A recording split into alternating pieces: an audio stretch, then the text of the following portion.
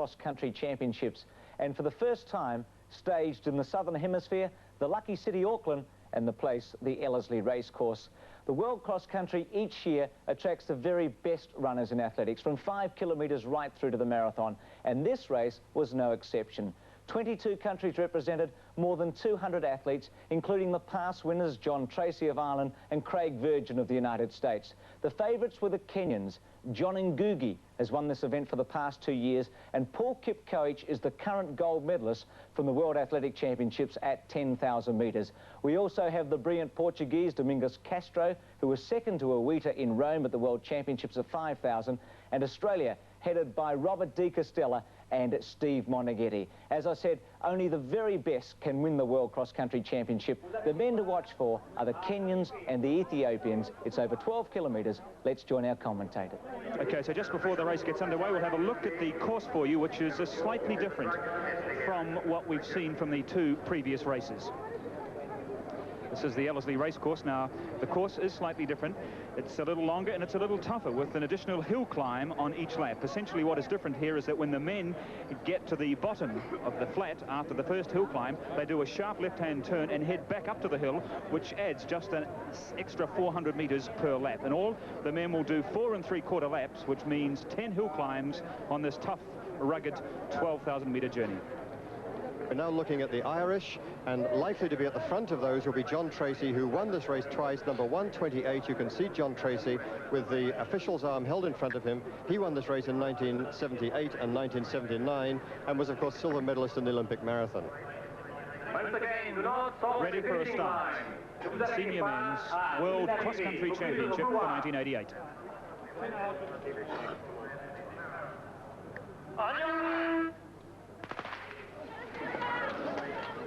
Always one of the really memorable sights in these cross-country championships is the start, as these men go off at this fantastic pace. Remember, they've got 12,000 metres left.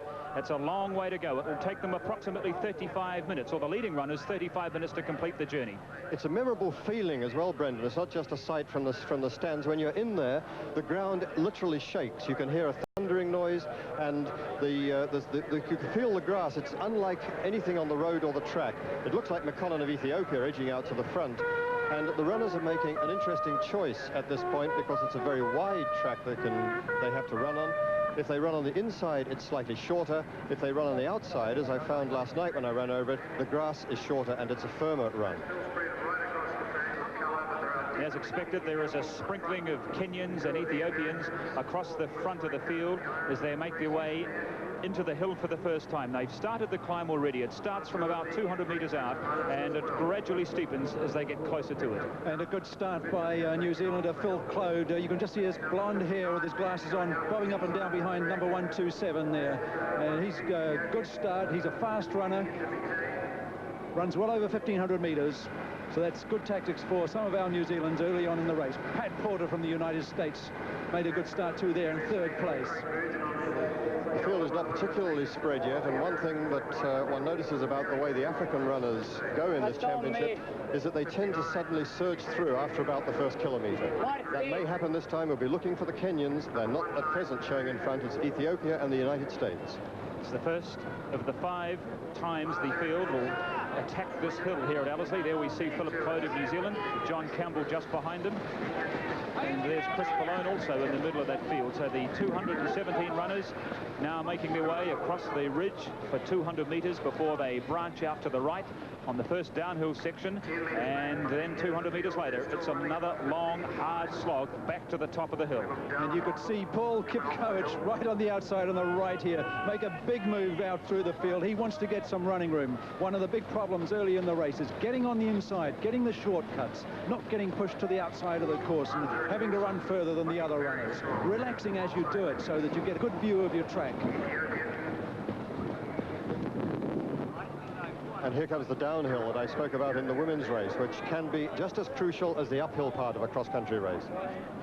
And this will be interesting here, because the field, which is very bunched together, has to do a very tight left-hand turn and make their way back up to the hill. So they'll all be jostling for that inside position to cut down the amount of room they must run. And the tall figure of the Australian, number 21, Malcolm Norwood, who we saw win the New Zealand cross-country championship race in Taupo last year, and someone's fallen as things got pretty tight and rugged in that turn. You can see how tight that corner is there as they squeeze through. There's New Zealanders. Rod Dixon there, you can see towards the back of the field, running with a couple of other of the New Zealanders. He said he wasn't worried about how fast they went out. He's quite happy just to sit back and wait for the race to develop and see how things pan out. That's Malcolm Norwood, number 21, ranked number 3 in the Australian team, behind Robert Di Castella and Steve Monaghetti. And Boniface Mirandi, the leading Kenyan at the minute, who finished 3rd in their trial. That fall at the corner, Brendan, illustrated one important thing about cross-country running, and it'll happen again now. And if you look to the right of your picture, you'll see one of the, was it a Canadian runner maybe, that looks if he fell. I got a feeling that he didn't stay on his knees for long. He was quickly given a hand by a runner and back up on his feet, but that wouldn't be a very pleasant experience. An awful lot of jostling, and often the wisest thing to do is to go wide on corners like that and not get blocked on the inside.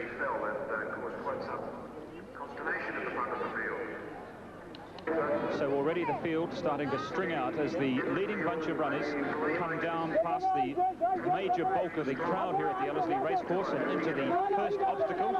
And this isn't really a very important part of the race because there is only 2 obstacles on each lap, which gives them a total of 8 in all. In Warsaw last year, the men had to clear 52 obstacles, and it remains something of a mystery as to why this traditionally important part of cross-country running doesn't feature more prominently on this course. It remains a mystery. If I was still running, Brendan, it would be an absolute delight because I always lost yards and yards on the obstacles.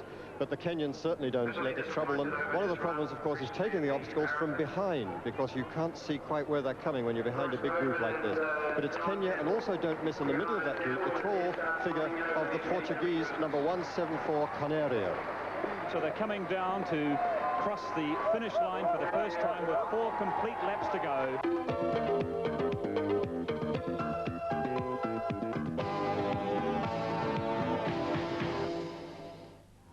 The moment man learned. This is the African cross-country championships because the first 6 runners we see all come from Africa. 5 Kenyans and an Ethiopian, and the rest of the world struggling to hang on. A remarkable sight. And as John Davies said, it's absolutely a repeat, colour for colour, singlet for singlet from what we saw in the junior race an hour ago. I think these guys are absolutely wonderful to watch. Just look at the effortlessness that this man has. John Ngugi, a truly outstanding world champion. It's a bit early in the race, but look, no effort at all. He's got this long loping stride, quite unusual compared with his other African compatriots. But Ngugi just bounces along, floats along, has wonderful cadence. But the 2 men behind him are going to be good and hang on there. Paul Kipkoech, I think he's the guy in 3rd place who's the world 10,000 metre champion. Watch for a fast finish from him.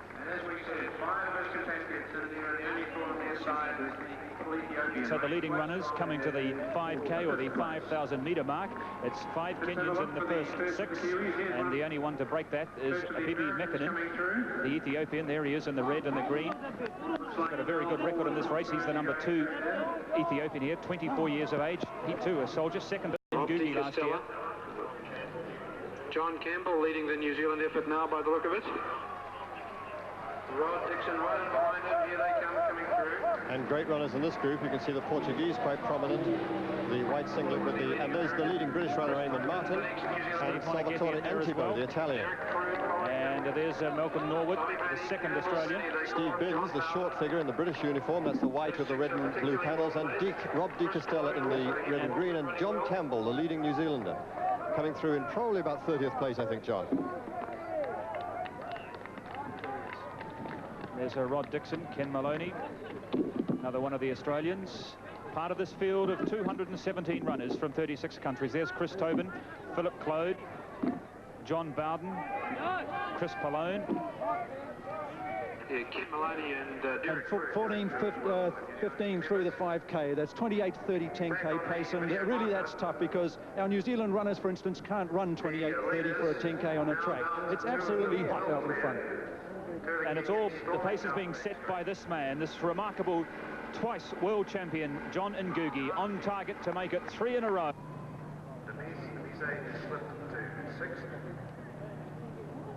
2 more Kenyans in reserve.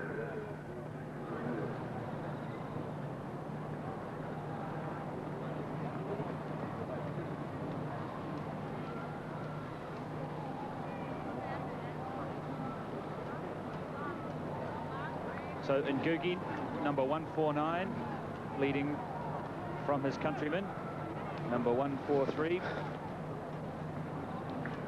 And it's the Africans very much in control of this race.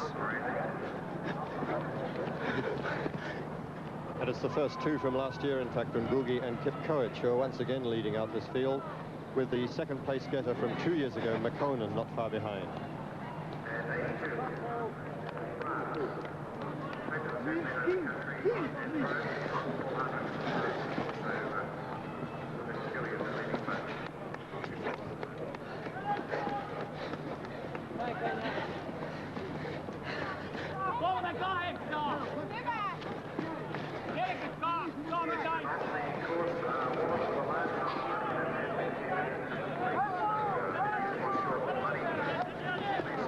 So the men that finished first and second in this championship event at Warsaw last year are leading the race again. John Ngugi and his compatriot Paul Kipkoech, first and second as they make their way through the hill section for the third time. Let's catch up with John Walker down on the track with Philip Leishman. Well, John, we saw them go through that second lap time, and it was really then that the Kenyans were starting to apply the pressure on this race.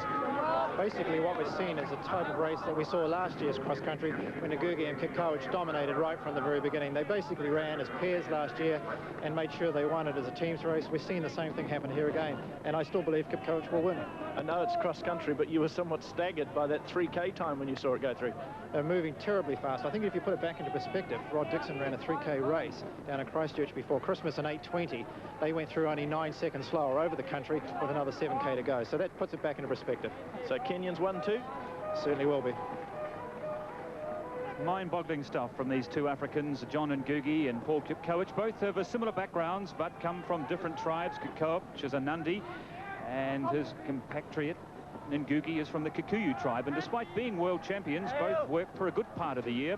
Each has his own small farm where he grows his maize, his vegetable, and some cattle, and will sometimes go for many weeks without training and just work on their farms, which is so physically demanding that it doesn't cause them to lose any of their fitness. Remarkable men, remarkable athletes. And we're seeing an example of just why the Kenyans were such a force at the World Track and Field Championships in Africa in Rome last year, and seem certain to pick up a sack full of medals at Seoul later this year. And Mekanen, the Ethiopian, hanging on to the two Kenyans in third place.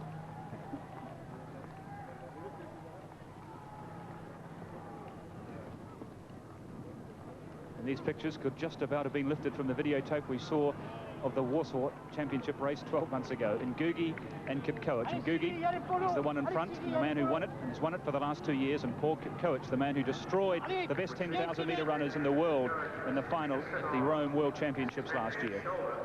And if we're looking at last year's cross-country championship as a rerun, we had really one of the most fantastically close finishes of all time, and everybody thought Kipkoech had got it until Ngugi flung himself across the line and took it. But Ngugi now must be conscious of that very fast last 5,000 metres that John Walker referred to, that Kipkoech ran to completely decimate the World Championship 10,000-metre field in Rome. Coming to the barrier, which is positioned at the start of the home straight. There's a crowd of 10, 15,000 people here giving plenty of support and appreciation to the performance of these two Kenyans, Ngugi and Kipkoech. Both soldiers, 24 and 25 years of age respectively, and seem certain to dominate world cross-country running and longer distance running for many years. Ngugi, who's a 3:37 1,500-metre man, but over the longer distances, the better times belong to Kipkoech. And a gap of about 50 or 60 metres back to all sorts of runners now. They're lapping, in fact, one of the back markers. 7Ks of the 12,000-metre journey gone. And they've gone through the 7Ks in just a shade over 20 minutes, past the finish line with 2 laps to go. And amazing that they're really running twice as fast as some of these other runners, that they can have lapped them so soon in a race like this when the lap is so big. Just gets a little tough once they pass the finish line as the course starts to climb again to a point which is nearly as high as it is over the back straight at the top of the hill. Brendan, you can see that the footing has improved somewhat as a result of the runners going around and around this in the course of the afternoon. The juniors, the women, now the seniors on. They've got quite a firm little track there around the inside on this bend. But as they come out of this bend and go up the straight, which they started on towards the hill, they have to make a choice between going to the inside, where it's shorter, and the outside, where it's firmer, a bit longer. This is the race that's going on for third place. Number 146, who's Boniface Morandi, and number 63, the Ethiopian Bibi Makena.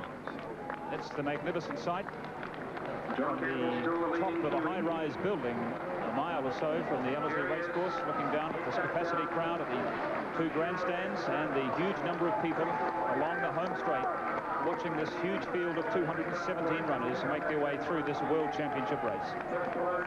Now, John Campbell's just gone through the start-finish line, and he's about 150 metres behind this man, and I would say that he's running well up in the top 40 at the moment. If he can hold that position, it will be an excellent run. But just look at the relaxation of this man. I know Roger Robinson doesn't like me talking about it, but look at this fellow's lower lip. That's what I talk about with these chaps. They just have absolutely, totally relaxed through their face and neck. With 1 lap to go, 2,500 metres of the journey left to John Ngugi, who's leading this field by the best part now with 50 metres from Paul Kipkoech. So can the 10,000 metre world champion pull back this big lead over the last 2.5 Ks?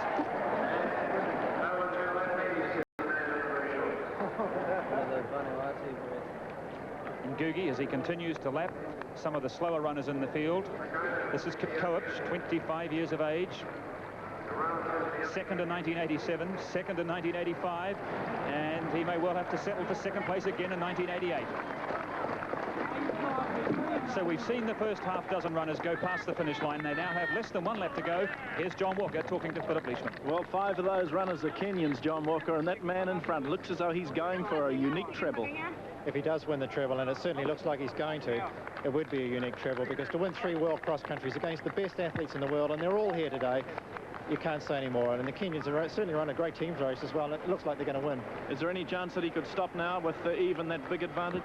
I wouldn't think so, and Kipkoech seems to, though he's having a little bit of trouble. Kipkoech, of course, won the Kenyan trial, but he's certainly not getting anywhere near Ngugi at the moment. Okay, John, well, that's the feeling here at the finish. And look at that remarkable time for the 10 Ks of 28 minutes and 43 seconds. And at the National Championships in Hamilton last week, or the week before, where 6 of the New Zealand team ran in the 10 Ks on the track, and they didn't get to within a minute of that time at the end of the race. But out in front, it's the Kenyan farmer going for his 3rd title, which would in fact be unique since this race became an official world championship. In the days that it was the International Cross Country Union Championship, it was won 3 times by runners like Gaston Rowlands, but it's never been won more than twice by anybody since 1973, when it became an IAAF world event. John Ngugi is going to run into history. He's at the top of the hill for the last time. He has about a kilometre of the journey left. And in second place, Paul Kipkoech. Come on, Paul. Go by, Paul. So the two Kenyans repeating their finish from last year, but the big difference is where they went across the line last year virtually together, only a second separated them at the end of 12,000 metres. Today the distance is more like 10 seconds, and it's Kenyans holding 3rd and 4th place. Koski, number 145, followed by Miranda, number 146. So it's Kenyans 1st, 2nd, 3rd and 4th at the moment. Yeah, and that runner, Kipkoech, 145, who's leading. He's shown on the program as 37 years old, though he told me that he's 41 because he had to drop out of school for 4 years. Rob de Castella shuffling along there. There's the effect of the Tokyo Marathon. It looks as if Rob may not quite make it, though a man of his kind of toughness is, I think, going to finish. It's a sad sight as far as Australia is concerned, and it will have dealt a severe blow to their team's chances. As John Ngugi, just look at him loafing along with this magnificent stride, avoiding all the slow traffic as he checks on where the nearest runners are, but he's got nothing to worry about now. He would literally have to fall over to lose as he threads his way through the Fijians. He's unconcerned about the traffic.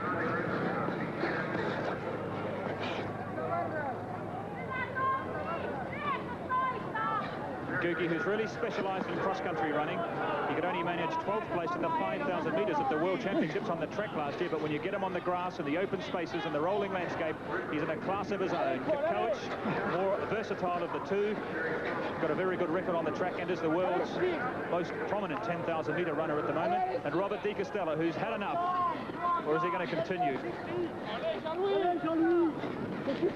I think he's pulled out by the way he was running on the other side of the track.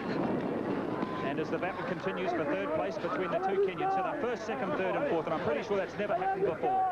1:45. Kipkoech ran in the 5,000 metres when Dick Quack set his world record in 1977. He was telling me this and regards Quacks as an old friend and something of a lucky token.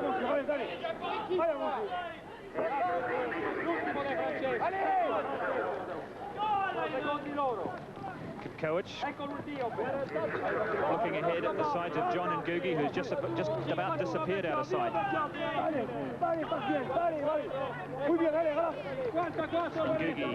about to hit this long home straight with just 500 metres of the race to go, and he's completely taken the world apart in this race this afternoon, and as Roger Robertson said, is now just 500 metres away from history. We've got to go right back to the 1930s to find the only other occasion when a man has won this race 3 years in a row, an Englishman by the name of Holden. In those days, of course, it was known as the International Cross Country Championship.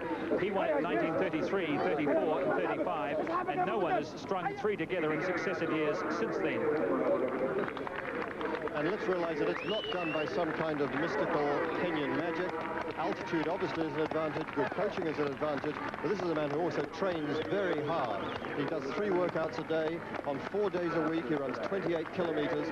It's not just done on some kind of natural relaxation. It's work like everything else in this great sport of cross-country running. Brendan. 200 metres of the race left for the 25-year-old soldier in the Kenyan army, John Ngugi, who has 2 goals in 1988, the World Cross Country Championships in Ellerslie and the 5,000 metres in Seoul later this year. Well, he's got one of them in the bag, and I have a suspicion, a strong suspicion, we'll be seeing him too feature prominently in that 5,000 metre final at Seoul in 6 months' time.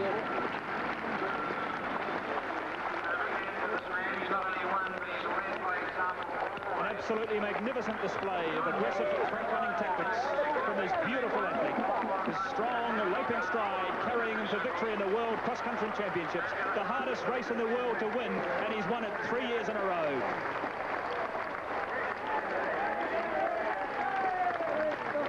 And a distant second, as he was last year, for the 3rd time in recent years, Paul Kipkoech has to settle for the silver medal, but he's done a splendid job for his team as well, and between the two of them, they virtually assured Kenya, most certainly, of the team's title in 1988.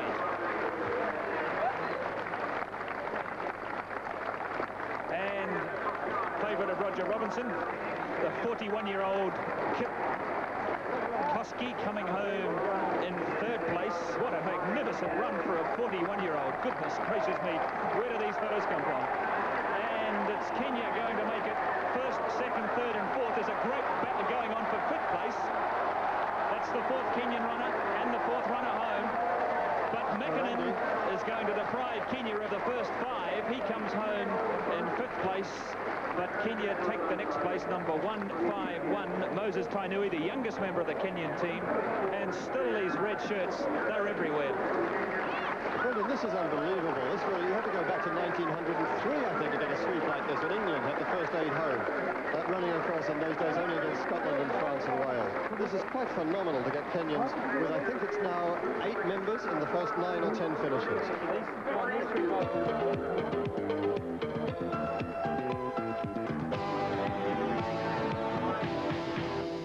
Auckland, a check of the result in the men's race. And what an amazing performance by the Kenyans. 1st, 2nd, 3rd, 4th, 6th, 7th, 8th, 9th and 99th. They dominated. Ngugi winning for the 3rd year in succession, the first man to do so. From Kipkoech and Kipkoech, whose age is somewhere between 37 and 41. For the Australians, a reasonable result. Steve Monaghetti, excellent in 21st placing. Jamie Harrison had a particularly good run. Malcolm Norwood showed up early. Brad Camp was 75th. Pat Carroll did very well, so did Martin Stock. Peter Brett would be slightly disappointed, and so would Rob De Castella in failing to finish. But the Australians overall finished in 8th placing behind the Kenyans. The Ethiopians were 2nd, and the French a surprising 3rd. So from the men's race to the women's race, this year it was extended. Dry cold with a